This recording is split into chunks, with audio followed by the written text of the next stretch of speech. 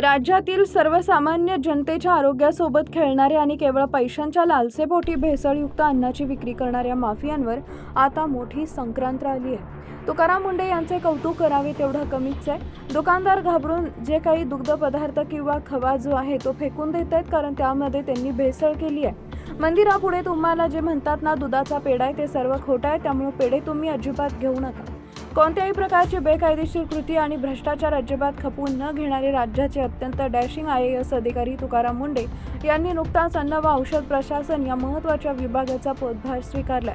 आपल्या शिस्तबद्ध आणि धडाकेबाज कार्यशैलीसाठी कायम ओळखल्या जाणाऱ्या या वरिष्ठ अधिकाऱ्यांना प्रशासनाची सूत्रे हाती घेतात संपूर्ण महाराष्ट्र राज्यात भेसळखोरांविरुद्ध थेट युद्धच पुकारले।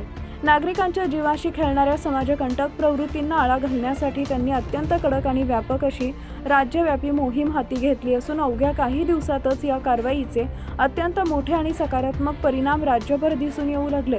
रोजच्या अन्नातून नागरिकांच्या आरोग्याला घातक असणारे आणि शासनाने कायदेशीररित्या पूर्णपणे प्रतिबंधित केलेले पदार्थ विकणाऱ्यांवर कायमस्वरूपी वचक निर्माण करण्यासाठी अन्न व औषध प्रशासन या विभागाने safe food safe drug safe Maharashtra या एका विशेष मोहिमेची सुरुवात केली।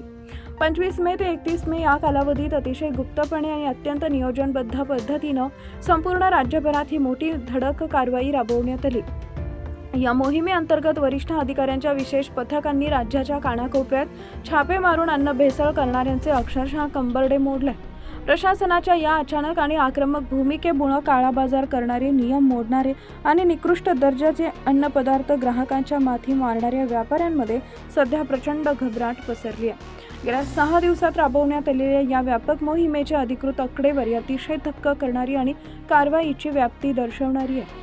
या अत्यंत कमी कालावधीत अन्न व औषध प्रशासनाच्या पथकाने संपूर्ण राज्यात तब्बल 203 विविध ठिकाणी एकाच वेळी आणि अचानक छापे टाकले। या धाडी सत्रादरम्यान अधिकाऱ्यांनी प्रत्येक ठिकाणी अतिशय सूक्ष्म आणि सविस्तर तपासणी केली। या ऐतिहासिक कारवाईत आरोग्याला अत्यंत अपायकारक असणारा आणि बेकायदेशीर लपवून साठवून ठेवण्यात आलेला तब्बल 1,58,28,000 रुपयांचा प्रतिबंधित तसेच भेसळयुक्त मालाचा साठा प्रशासनाने जप्त केलाय। नागरिकांच्या ताटात थेट विष वाढणाऱ्या या प्रवृत्तींवर केवळ माल जप्त करून कारवाई थांबलेली नाही, तर या गंभीर स्वरूपाच्या आणि बेकायदेशीर व्यवसायात प्रत्यक्ष गुंतलेल्या तब्बल 102 आरोपींच्या मुसक्या आवळण्यात प्रशासकीय यंत्रणेला मोठं यश आलंय।